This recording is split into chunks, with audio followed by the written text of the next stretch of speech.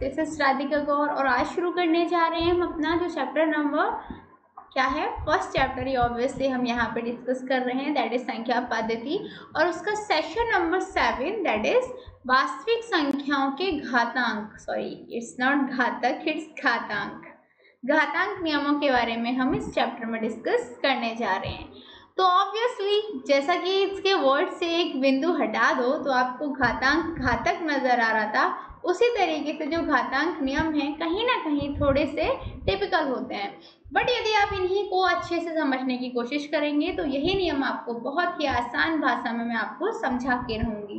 तो चलिए इस सेशन में हम समझते हैं कि क्या होते हैं घातांक नियम और उनका हम इस्तेमाल करते हुए कैसे हम वास्तविक संख्याओं के क्वेश्चंस को हल करते हैं।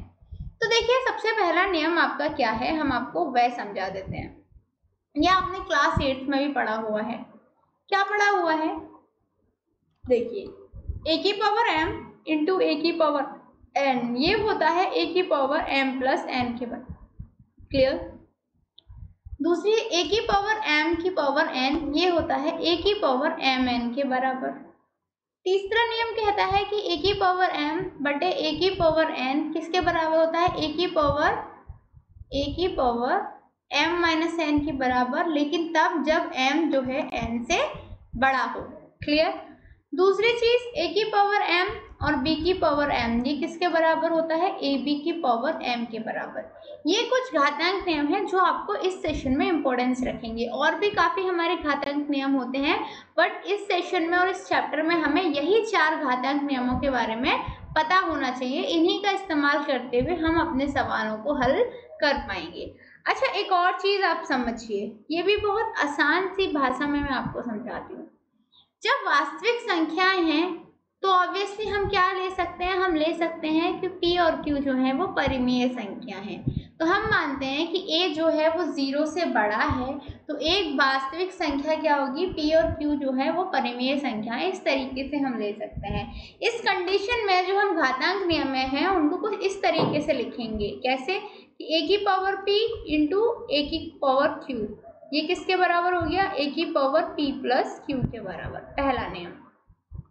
दूसरा नियम हुआ a की पावर p की पावर q, ये हो गया a की पावर pq के बराबर। तीसरा नियम हुआ हमारा a की पावर p बटे a की पावर q, इसके बराबर हो गया a की पावर p माइनस q के बराबर। चौथा नियम हो गया हमारा a की पावर p और b की पावर p, इसके बराबर हो गया ab की पावर p के बराबर। तो इसी तरीके से हम अपने जो सवाल हैं उनको देख सकते हैं कि अब हमारे पास हमारे नियम आ गए।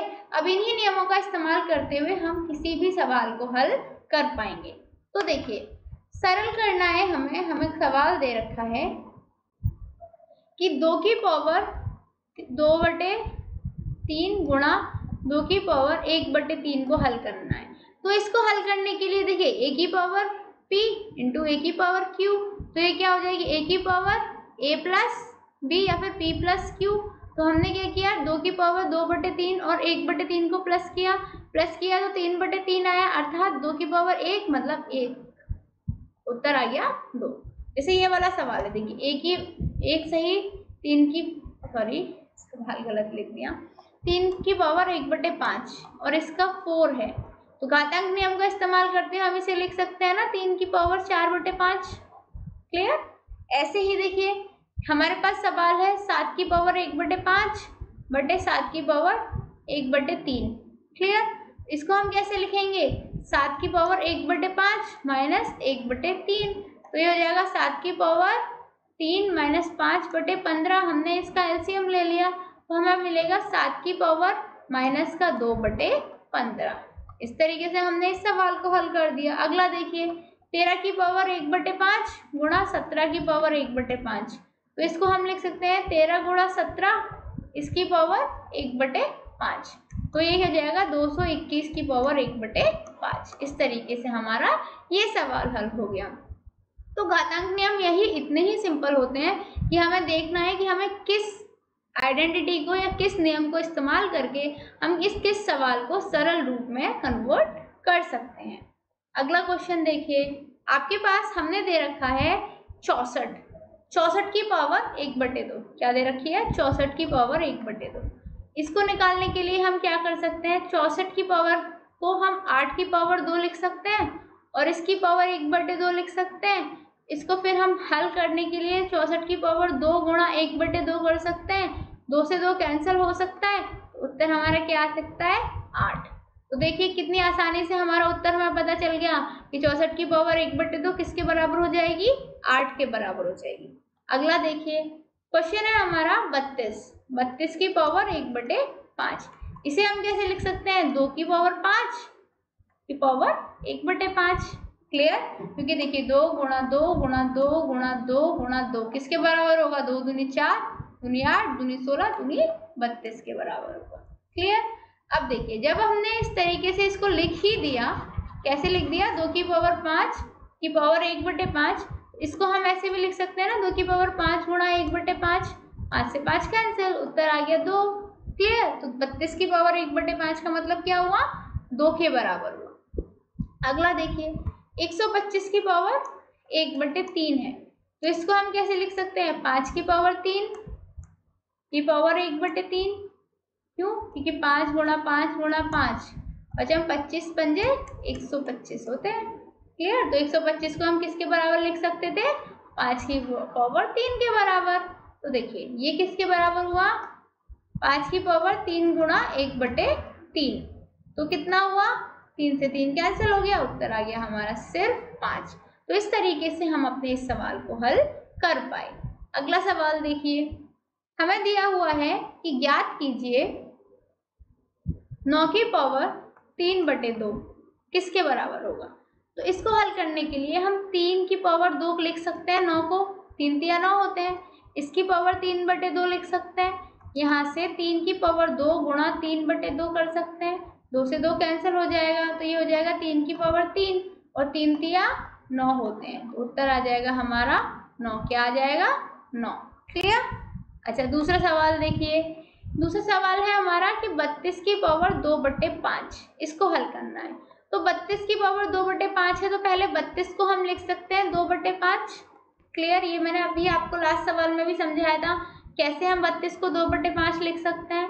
अब इसकी पावर 2/5 हो गई, अब इसको हल करेंगे तो 2 की पावर 5 गुणा 2/5, 5 से 5 हमारा कैंसिल हो जाएगा, तो ये आ जाएगा 2 की पावर 2, तो 2 दूनी 4, तो उत्तर आ गया हमारा 4। क्लियर हुआ। तीसरा सवाल समझिए, 16 की पावर 3/4 है, ठीक है, इसको हम लिख सकते हैं 2 की पावर 4 और 3/4। तो यहाँ से 2 की पावर 4 गुणा 3/4 हो गया, 4 से 4 हमारा कैंसिल हो गया, ये हो गया 2 की पावर 3। 2 की पावर 3 किसके बराबर होती है, 8 के बराबर, तो उत्तर कितना आ गया हमारा 8 आ गया। समझ में आया, समझ में आ रहा है ना। आपको सिर्फ ये देखना है कि आपको जो नंबर जिसकी पावर दी हुई है उसको हम क्या और सरल भाषा में लिख सकते हैं, तो उस सरल भाषा में लिख के a की पावर m की power n is equal to a की पावर m गुणा n, हम यही तो बस इस्तेमाल कर रहे हैं, इसी फॉर्मूले का तो इस्तेमाल कर रहे हैं, बस सिंपल है। नेक्स्ट सवाल देखिए, 125 की पावर माइनस का 1/3, तो ये हो जाएगा 5 की पावर 3 की पावर माइनस का 1/3, तो ये कितना होगा 5 की पावर 3 गुणा माइनस का 1/3, 3 से 3 कैंसिल हो गया, तो हो गया 5 की पावर -1 मतलब 1/5। इसको हम ऐसे लिख सकते हैं। तो समझ में आया ना आपको किस तरीके से हमने इस सवाल को हल किया। अगला सवाल देखते हैं, अगले क्वेश्चंस में क्या कहते हैं। देखिए अगला क्वेश्चन ये है कि 2 की पावर 2/3 गुणा 2 की पावर 1/5, इसको हल करना है। इसको हल करने के लिए हम क्या करेंगे, 2 की पावर 2/3 प्लस 1/5 कर देंगे। किस फॉर्मूले का इस्तेमाल किया, a की पावर m गुणा a की पावर n बराबर a की पावर m n, ठीक है, इस फॉर्मूले का हमने इस्तेमाल इसमें कर दिया, ठीक है, m + n सॉरी। अब देखो अब क्या हुआ, 2 की पावर हमने ऊपर एलसीएम लिया, 3 पंजे 15 हुए और ऊपर उसको हल करके लिखा तो हमारा 10 + 3 आ जाएगा, ठीक है, 10 + 3/15, तो ये हो जाएगा 2 की पावर 13/15। इस तरीके से हमारा ये उत्तर आ जाएगा 2 की पावर 13/15। क्लियर। अगला सवाल देखिए, 1/3 की पावर 3 की पावर 7, इसको हम कैसे लिख सकते हैं? 3 की पावर -3 इसकी पावर 7। अब देखिए ये भी हो गया a की पावर m की पावर n, ये वाला फॉर्मूला क्या होता है? a की पावर m गुणा n, तो इसको लिख सकते हैं 3 की पावर -3 गुणा 7, तो ये हो जाएगा 3 की पावर -21। तो ये हमने इस तरीके से सवाल को हल कर दिया, ठीक है ना।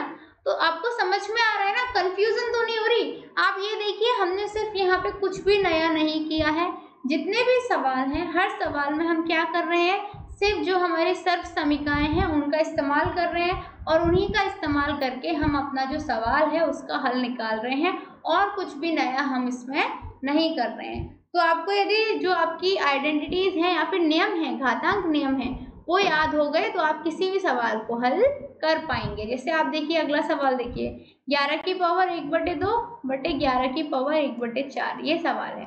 तो 11 की पावर 1/2 माइनस का 1/4 ऐसे लिख सकते हैं, तो ये हो जाएगा 11 की पावर, देखिए 1/2 और 4 का एलसीएम लेंगे 4 आएगा, इसको सॉल्व करेंगे 2 - 1 आएगा, तो 11 की पावर क्या हो जाएगा 1/4, ये हमारा हल हो जाएगा कितना? 11 की पावर 1/4।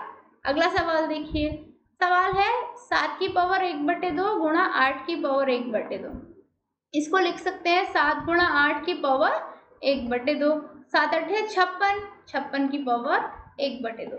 इस तरीके से हमारा ये सवाल भी हल हो गया, क्लियर। तो देखा हमने कितनी आसानी से सिर्फ क्या किया, हमने जो हमारे घातांक नियम है उनका इस्तेमाल किया, और हमें जो भी हमारे सवाल थे उनके जो उत्तर हैं कुछ इस प्रकार से देखने को मिल गए, और बहुत लंबी चौड़ी कैलकुलेशन भी नहीं होती, बहुत आसानी से हम इन सवालों को हल कर पा रहे हैं। तो देखिए अब मैंने आपको ये चीज़ अच्छे से समझा ही दी कि जो घातांक नियम है वो क्या होते हैं। तो इसी के साथ में हमारा जो चैप्टर है वो खत्म हो जाता है। तो चैप्टर खत्म होने के साथ साथ में अब हम थोड़ा ये देख लेते हैं कि हमने इस चैप्टर में क्या क्या पढ़ा। शॉर्ट में हम फटाफट से इस चैप्टर को रिवाइज कर लेते हैं ताकि हम अगले चैप्टर पे आगे बढ़ सकें। तो देखिए सबसे पहले हमने जो पढ़ा वो ये पढ़ा था कि यदि हमारे पास कोई भी संख्या r है, क्लियर, तो उसको परिमेय संख्या हम तब कहेंगे यदि इसे p/q की फॉर्म में लिखा जा सकता हो, जहां p और q क्या हो, दोनों ही पूर्णांक हो और q 0 के बराबर ना हो। यदि संख्या की ये कंडीशन सेटिस्फाई हो रही है, ये सब कंडीशन सेटिस्फाई हो रही हैं, तो वो जो संख्या होगी वो कैसी होगी? परिमेय संख्या होगी, क्लियर। ये चीज हम यहाँ पे डिस्कस कर चुके थे। अच्छा दूसरी चीज समझिए, यदि हमारे पास क्या है, यदि हमारे पास संख्या s है, ठीक है, उसको हम अपरिमेय संख्या कब कहेंगे? अपरिमेय संख्या तब कहेंगे यदि उसे p/q की फॉर्म में ना लिखा जा सकता हो, तब उसे हम अपरिमेय संख्या कह सकते हैं। जहाँ पे p और q क्या है, दोनों पूर्णांक हों, लेकिन q यहाँ पे भी 0 के बराबर नहीं होना चाहिए। मतलब देखिए बहुत आसान है, परिमेय संख्या जिसे p/q की फॉर्म में लिखा जा सकता हो, अपरिमेय संख्या जिसे p/q की फॉर्म में ना लिखा जा सकता हो। pq यहाँ पे भी पूर्णांक होते हैं, यहाँ पे भी पूर्णांक होते हैं, q यहाँ पे भी 0 के बराबर नहीं हो सकता, q यहाँ पे भी 0 के बराबर नहीं हो सकता। बस इतना डिफरेंस होता है हमारा परिमेय संख्या और अपरिमेय संख्याओं के बीच में, क्लियर। ये हमारा इस चैप्टर का बहुत इंपॉर्टेंट टॉपिक रहता है। अच्छा अगली चीज हमने ये पढ़ी थी कि जो परिमेय संख्या है, क्लियर, उनका जो दशमलव प्रसार है या तो शांत होता है या अन्वसानी आवृत्ति होता है। साथ ही साथ वह संख्या जिसका दशमलव प्रसार शांत या अन्वसानी होता है या उसकी आवृत्ति अन्वसानी होती है, वो परिमेय संख्या कहलाती है। ठीक है, तो सिंपल सी बात है कि जो परिमेय संख्या है उसको यदि दशमलव प्रसार करेंगे तो शांत भी हो सकता है और अन्वसानी आवृत्ति भी हो सकता है, कुछ भी हो सकता है। लेकिन वही हमने क्या पढ़ा था, हमने ये पढ़ा था कि एक अपरिमेय संख्या का जो दशमलव प्रसार होता है वो हमेशा अन्वसानी आवृत्ति का होता है, क्लियर। तो हम ये कह सकते हैं कि कोई भी संख्या जिसका दशमलव प्रसार अन्वसानी आवृत्ति का हो वह संख्या हमारी अपरिमेय संख्या होती है, क्लियर। दूसरी चीज हमने ये देखी कि सभी परिमेय और अपरिमेय संख्याओं को एक साथ लेने पर वास्तविक संख्याओं का संग्रह प्राप्त होता है, क्लियर। तो देखिए वास्तविक संख्याएं क्या होती हैं, वास्तविक संख्याएं क्या होती हैं? वास्तविक संख्या होती हैं परिमेय प्लस अपरिमेय संख्या। ठीक है, यदि हम परिमेय संख्या को अपरिमेय संख्याओं को दोनों को एक साथ जोड़ दें, तो जो संख्या हमें प्राप्त होगी वो कौन सी संख्या होगी? वास्तविक संख्याओं का संग्रह प्राप्त होगा। क्लियर? तो वास्तविक संख्या इन दोनों से मिला के बनती है, मतलब सभी परिमेय और अपरिमेय संख्या वास्तविक संख्याएं होती हैं।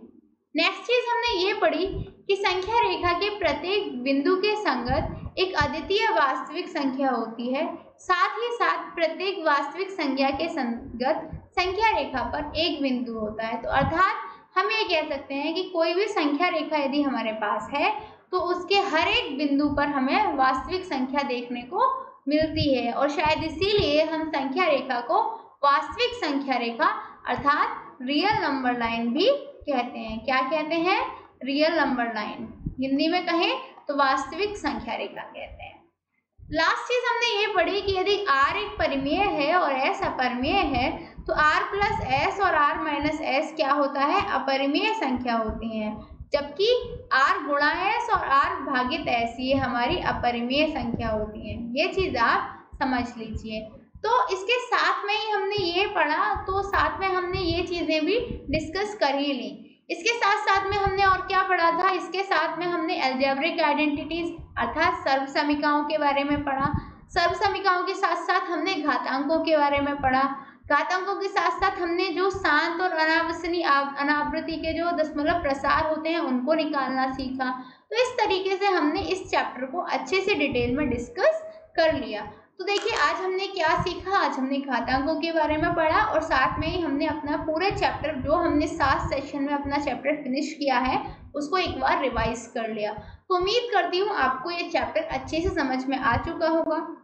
यदि आपको इस चैप्टर से रिलेटेड कोई भी डाउट है, छोटा सा भी डाउट है, तो आपकी वीडियो के नीचे आस्क एनी डाउट कॉर्नर है, आप वहाँ जाइए, वहाँ से अपना सवाल उठा सकते हैं और मैं उम्मीद करूँगी जल्दी से जल्दी आपको उत्तर देने की। तो चलिए मिलते हैं अगले चैप्टर में नए सेशन के साथ। तब तक के लिए शुक्रिया एंड गुड बाय।